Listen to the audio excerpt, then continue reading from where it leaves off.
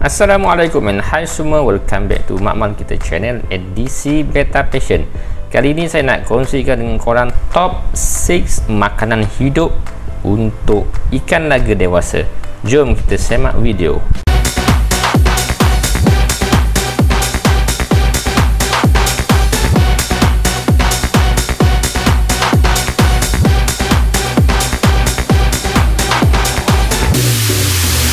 Makanan hidup ni benda yang penting sebenarnya. Kalau korang perasan, dekat negara jiran kita di negara Thailand, Indonesia, diorang ni banyak makanan hidup, sumber makanan alami tu banyak. Jadi sebab itulah ikan diorang ni cepat besar dan diorang boleh buat farm yang besar-besar, kuantiti yang besar-besar sebab diorang ada sumber makanan yang mencukupi. Kalau kita biar ikan, kita tak ada sumber makanan hidup, kita hanya bergantung kepada pellet kan.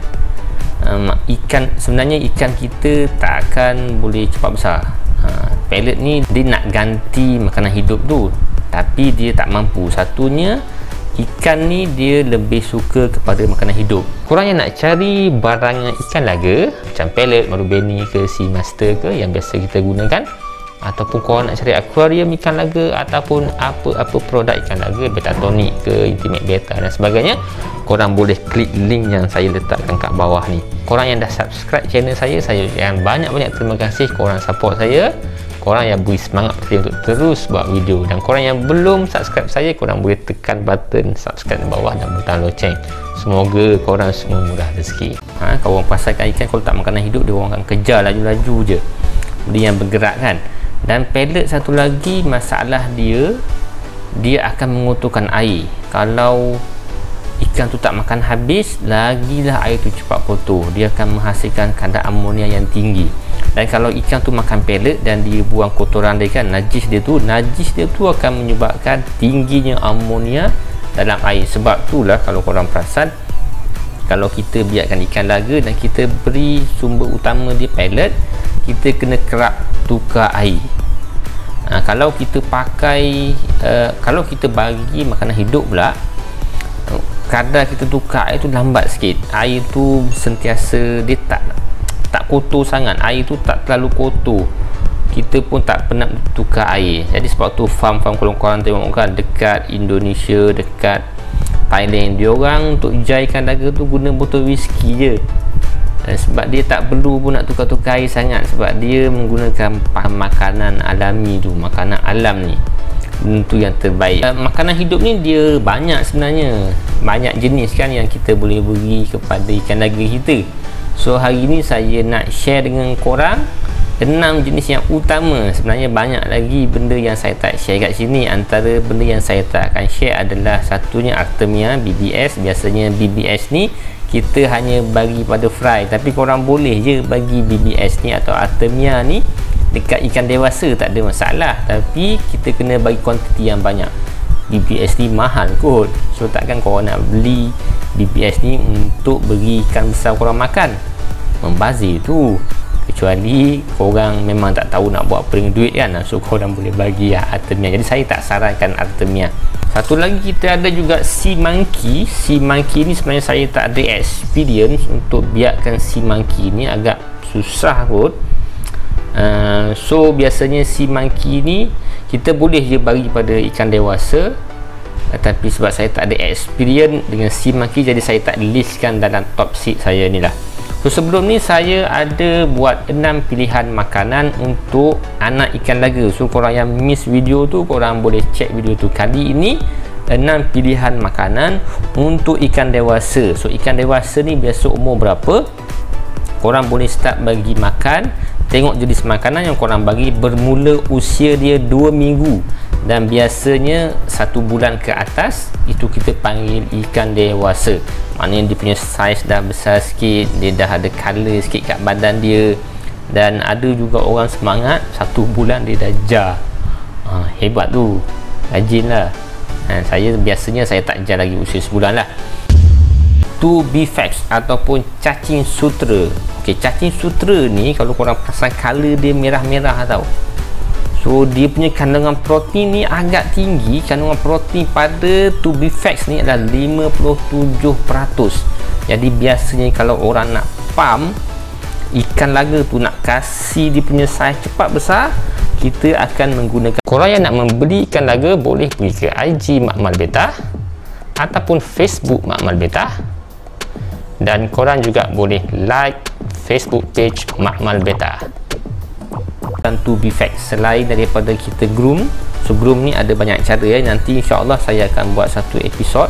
So biasanya grooming ikan laga untuk kejar saiz ni, kita akan pakai Tubifex. Sebab tu orang yang pakai Tubifex ni dia boleh jual ikan dalam usia 3 bulan. 3 bulan tu ikan dah capai saiz M, dan pada saiz tu kita dah start boleh jual lah. So Tubifex ni dia mempunyai protein yang tinggi seperti saya kata tadi, 57%, dan lemak dia ada lebih kurang 13.3%. So lemak ni kepentingannya adalah untuk beri energi ya, tenaga kepada ikan laga kita. So selebihnya dia ada air dan juga dia juga ada abu, lebih kurang macam arang macam tu. Itu normal gizi bagi satu jenis makanan hidup ni. So dari segi kebaikan Tubifex ni, kita boleh dapatkan dia dalam keadaan dia segar, itu yang terbaik lah. Jadi ada juga orang pergi saut kat kotoran dalam longkang kan, nak bersih dia tu macam satu cabaran sebenarnya. Bagi saya, setakat ni saya belum lagi pergi saut Tubifex lah. Saya tak pernah saut Tubifex lagi. So ada kawan-kawan yang saut Tubifex, dia akan ambil dengan lumpur sekali, kemudian balik nak bersihkan. So benda tu bagi saya agak mencabar. Jadi cara yang paling mudah, korang belilah. Ada je orang jual Tubifex tu, tapi takkanlah setiap kali kita nak bagi ikan kita makan nasi beli kan, banyak modal tu.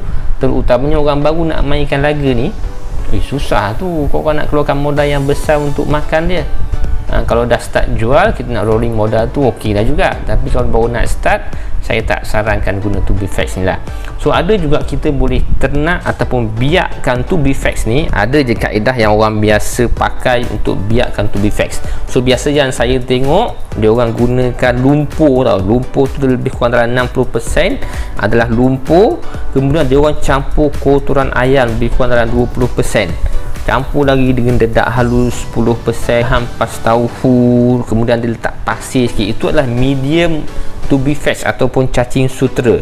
Kemudian dia campur juga untuk hilangkan bau tu macam biasa kita pakai EM4 yang diaktifkan. Sebenarnya kalau nak kata aktif ni, EM ni memang aktif pun, kita nak biarkan dia je. Serta ada masa nanti insyaAllah saya akan share dengan korang macam mana kita nak biarkan EM4 supaya korang beli sekali je, tak payah beli banyak kali.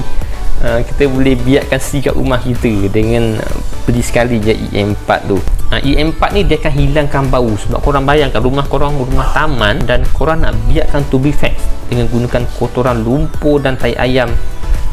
Wih, kesian kat jiran-jiran So bagi saya Tubifex ni susah, dan dia juga nak ayam mengalir. Bila ayam mengalir ni oksigen, kadar oksigen dia lebih tinggi lah. So bagi saya Tubifex ni agak susah untuk dibiarkan. Lepas tu saya letakkan dia di nombor ke-6. Walaupun protein tinggi, ikan makan cepat besar, tapi dia punya nak biarkan susah. Dan satu lagi kekurangan Tubifex adalah sebenarnya ikan kita akan lebih gemuk. Kalau korang suka ikan gemuk, bolehlah makan Tubifex. Bloodworm ataupun bahasa kita cacing darah warna merah, dia lebih kurang je. Kalau korang nak tengok cacing merah dengan Tubifex, so beza dia kena, kalau sekali kita tengok lebih kurang je Tubifex dengan cacing darah. Sebab tu kalau kita beli Tubifex, kadang-kadang kita akan dapat juga cacing darah. Cacing darah ni dia berbentuk seperti macam ada otot-otot gitu tau. So untuk bloodworm pula, cacing darah, dia mengandungi protein setinggi 47.8%, dan dia punya lemak sedikit rendah berbanding Tubifex. Dia mempunyai 9.7% untuk bloodworms. So bloodworm ni apa sebenarnya? Bloodworm ni dia adalah lawa kecil, dia ada serangga macam nyamuk tau, nama dia midge fly. So dia macam nyamuk, memang kalau dia tetas dia akan tinggalkan kerongsong tu sebiji macam jentik-jentik, dan dia akan jadi ikan nyamuk. Kadang-kadang colour hijau, kadang-kadang colour putih. Dia tak gigit, tapi dia agak mengganggu pemandangan kita. Sebab dia jadi nyamuk kan. Bila sebut nyamuk je kita macam allergic sikit kot. Saya lah kan, saya memang tak suka mana nyamuk ni gigit sakit tu. Nak buat dia mudah je sebenarnya. Kalau orang nak biarkan bloodworm ni sangat mudah. Orang letak je air, kemudian letak je daun-daun ke apa, nanti dia akan jadi berlendir sikit kan. So nyamuk tu akan datang. Dia bukan nyamuk, dia macam nyamuk, seolah-olah kita panggil nyamuk jugalah. Dia akan datang dan dia akan bertelur. Telur dia macam lendir yang color putih. So nanti dia akan bertelur dalam tu, dia akan tetas dalam 1 minggu, tak sampai seminggu kot. Dia akan duduk dalam kelongsong dia. Kelongsong dia daripada sampah-sampah tu, korang nampak dia akan kumpulkan kelongsong, dia duduk dalam tu, dia sembunyi dalam tu. Jadi korang kacau, aduk-adukkan dia, so boleh ambil. Ikan pun suka bloodworm. Dulunya bloodworm ni menjadi kegilaan ramai peminat ikan beta kerana dia orang nampak bloodworm ni color merah kan. Sebenarnya itu adalah sel merah hemoglobin yang ada kat bloodworm. Dia orang gunakan bloodworm ni untuk naikkan color. Sebenarnya itu tidak ada, tidak benar sebenarnya. Tak betul lah, mitos lah orang kata kan. Sebenarnya kita pakai bloodworm, sebenarnya dia tidaklah meningkatkan color. Dan kajian pun dah buat perbandingan menggunakan bloodworm, sebenarnya dia tidaklah efek yang sangat besar untuk menaikkan color ikan laga. So kekurangan dia kat situlah, dia menghasilkan nyamuk. Kita lambat sikit nak tuai dia, dia akan hasilkan nyamuk, dan benda tu sangat-sangat ganggu. Okey. Dan kekurangan dia lagi, bloodworm juga bila sebut cacing je, ikan kita akan jadi gemuk. Kalau korang nak pam ikan korang, nak kasih telur banyak, telur dia akan berlanjut ke bawah tu, perut dia akan buncit ke bawah. Itu adalah kesan menggunakan cacing. Grindle worms. Grindle worms ni adalah ulat putih. So saya dah buat video macam mana sebelum ni kita nak biarkan grindle worms ni. Dia mudah je biarkan grindle worms ni, dengan syarat kita ada starter. Kalau korang tak ada starter, kita boleh buat juga menggunakan kentang, tapi proses dia agak lama, so tak payahlah kot. So korang boleh je beli starter dekat Shopee, tapi harga dia agak mahal. Saya beli yang paling murah pun RM5 dapat starter. Dia dapatlah dalam 10 gram. So ada lagi orang jual RM15 20 gram, 15 ke RM20 untuk starter dia, itulah agak mahal bagi saya. So dekat, kalau korang tengok kat Europe, memang dia orang suka biarkan grindle worms untuk feed dia orang punya ikan laga ke, ikan hiasan yang kecil-kecil, gapi, molly yang kecil tu, dia orang memang suka biarkan grindle worms. Sebab apa? Sebab grindle worm ni mudah untuk dibiarkan. Grindle worm ni mempunyai protein antara 49 hingga 69%. Tinggi tu. Sebab apa dia tinggi? Dia bergantung kepada makanan yang korang bagi. So kalau korang bagi makanan pellet kucing tu kan, makanan kucing tu, kalau protein tinggi, jadi korang punya grindle worms ni tinggi dah protein dia. Ulat putih ni tinggi protein dia. Kalau korang beri makanan yang murah, rendah lah sikit. Ada juga kita boleh beri pellet.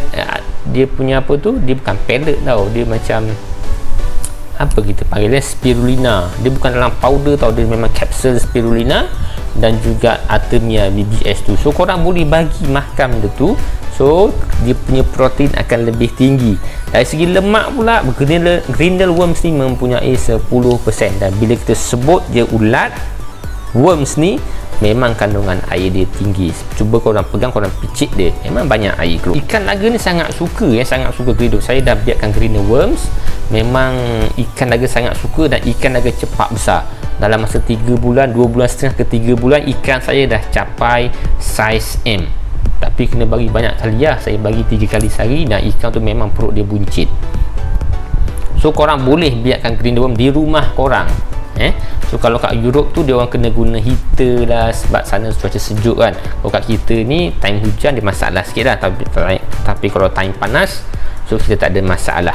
So kekurangan dia pula, grindle worms ni kita setiap hari kena buka, dan kita kena siram air. Jadi kalau kering sikit je, dia akan bergerak ke tepi-tepi dinding tu. So bila dia tak kena tanah, dia akan mati. Bila dia mati, bau dia punyalah harum. So itu kekurangan dia. Satu lagi, dia mudah untuk dikena serangan kulat mitch tu. Dia warna putih-putih, biji-biji macam putih-putih kan, kita ingatkan najis dia. Rupanya itu adalah binatang, dia macam serangga yang kecil-kecil, dan dia akan terbang. Benda tu dia akan rosakkan telur grinderworm, dan dia pun makan grinderworm punya makanan, dan kadang-kadang dia pun boleh makan grinderworm. So sekejap je bila benda tu ada, populasi grinderworm korang akan menyusut dengan secara tiba-tiba. So benda tu kena elakkan. Dan kekurangan lagi sebenarnya dekat market kita ni, grinderworms ni telah diadaptasi daripada microworms. So, sebab tu grinderworms yang kita dapat ni saiz dia kecil-kecil je.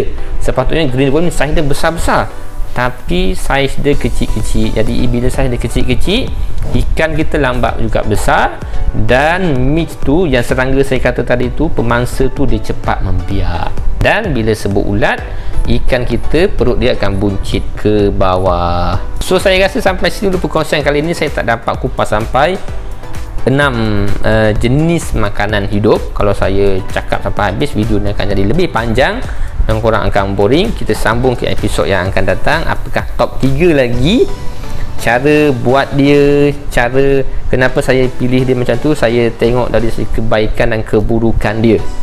Sebab tu saya pilih top berapa tu, apa baik dia, apa buruk dia, macam mana cara nak mudah ke nak kita nak ternak kat rumah kita.